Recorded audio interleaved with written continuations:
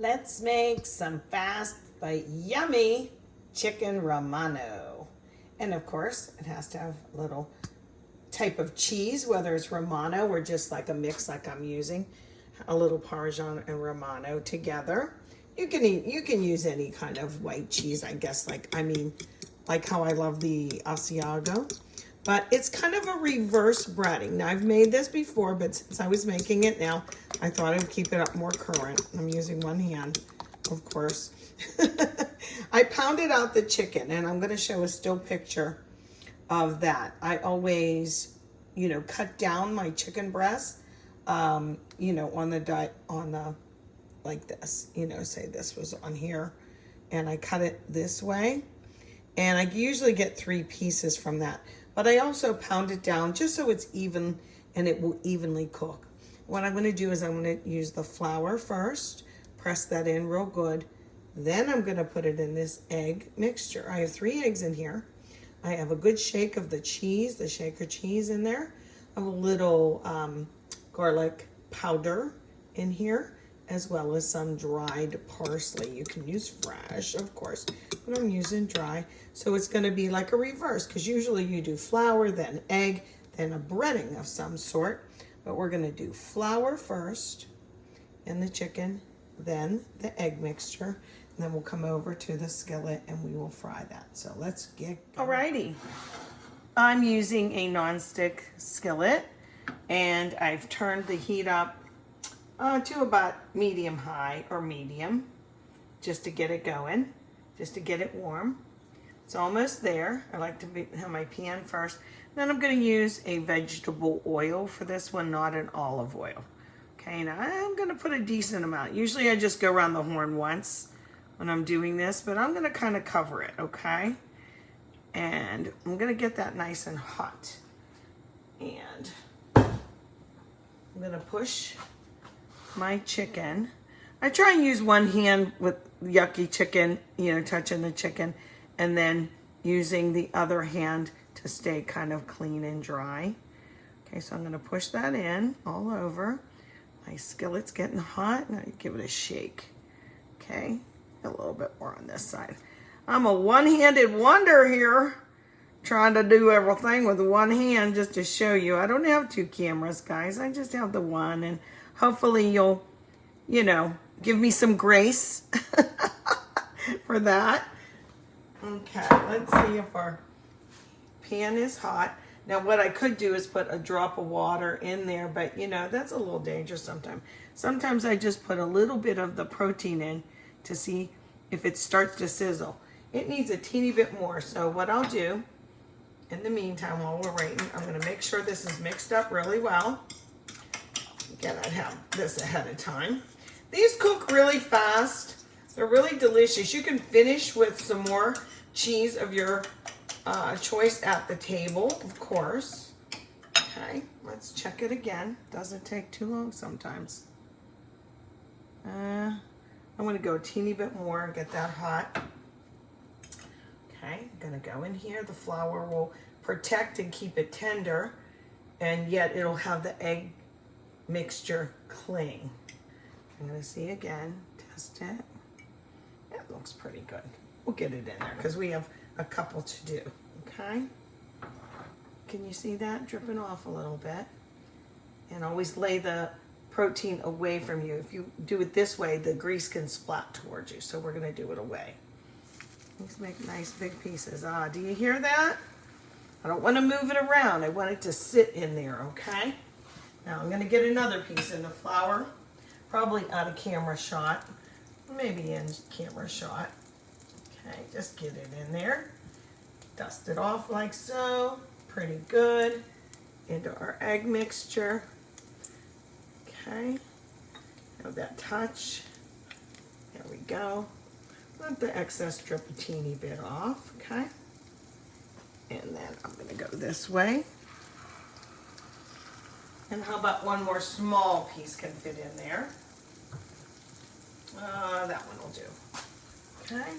I have 6 pieces all together.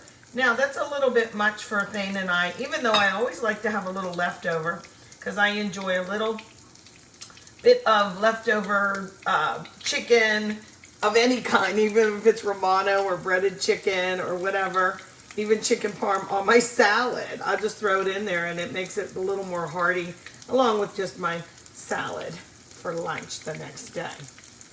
Okay, let's see if I can break my rule and scoot that without disturbing it too much. So I'm just going to make these 3 big ones for dinner tonight. I'll break my hand off here. But I have this other chicken like this that I could either freeze. It has a little bit of flour on it from my hands.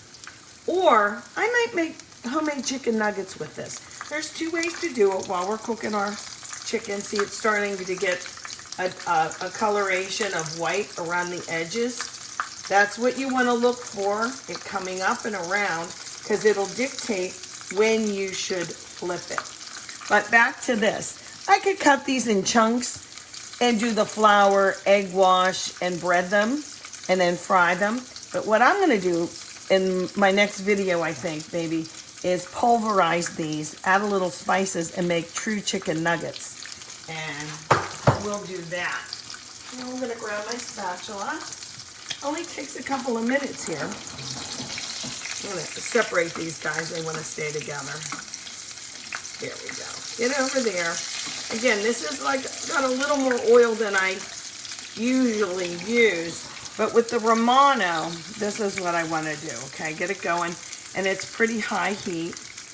Got edges coming up. See, around this way. Around this one. And you can always peek, you know. Just give it a peek. It looks good. I'm going to flip it. Again, we're going to flip it away from me, like that. That one went in first, so that one gets, you know, looked at first. They're all about the same thickness, which is what I want. Okay, little guy, you can go next. And I'll make sure that they're cooked on both sides, but it goes pretty quickly. I like to serve this with a lot of different side dishes, you know, whether it's a pasta dish, a rice dish, whatever. It's up to you. We have some green beans I'm going to have tonight with this. And I think I'm going to make a simple side of egg noodles with this. But I'm going to jazz them up with the same kind of flavor profile. I'm going to put some shaker cheese in there. I do have some fresh parsley growing outside, but I'll get that in a minute. I have time. You know, I got to cook the egg noodles first. And a little maybe garlic salt on that and butter.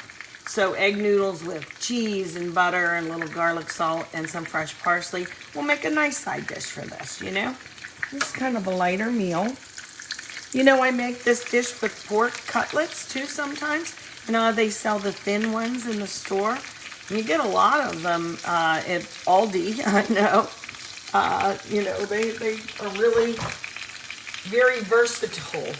I'm going to add a little bit more cheese on here. Now, you might think, will it fall off? You know, it's a hot chicken dish here, so it kind of not melts in, but whoops, I went a little crazy there. And to make it pretty, I'm going to do this. Sometimes I do it at the table just to make it look nice too. And then it's pretty delicious. So this is almost finished. So I'll stop here. I'll just make sure that it's cooked. But it's a wonderful method to do with the pork or the chicken. And I've served this for big crowds. And it keeps warm beautifully in the oven, like at just a low temperature. You know, it just lays real nice.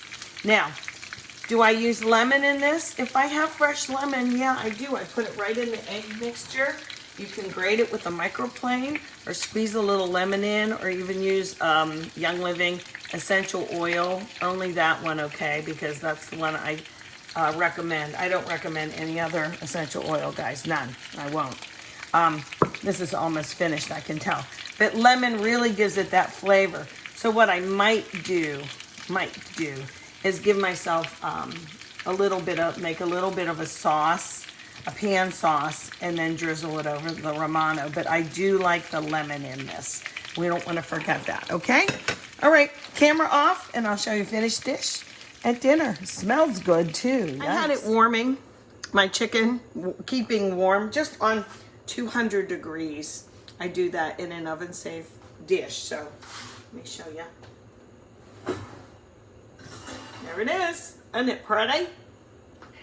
Bring it up like that for you. Okay, so it's nice and hot. And right when we're ready to serve, I'll bring that out. So that's what I meant about you can make it for a crowd. It's really very versatile. I'm tasting it. Because you know what I did? I did use my essential oil lemon. Mixed it up with a little bit of the previous sauce that I had. Just to drizzle like a little bit on top. And I want to taste it now. This piece was for later, but I love this. It's so easy, it's so tender. I want to show you the middle. Not overcooked. Can you see that? It's delicious, guys. Oh yeah, I can taste the back of the back flavor of the lemon. Not too much in there. If I had a fresh lemon, I would have been using it, but I didn't. We just got back from a weekend away. It was really nice. And I didn't even know what I was going to make for dinner because you use up all the stuff in the fridge before you go away. And I came home to a kind of a bare fridge, but I had everything to make this. Chicken Romano, baby. Very good. Manja.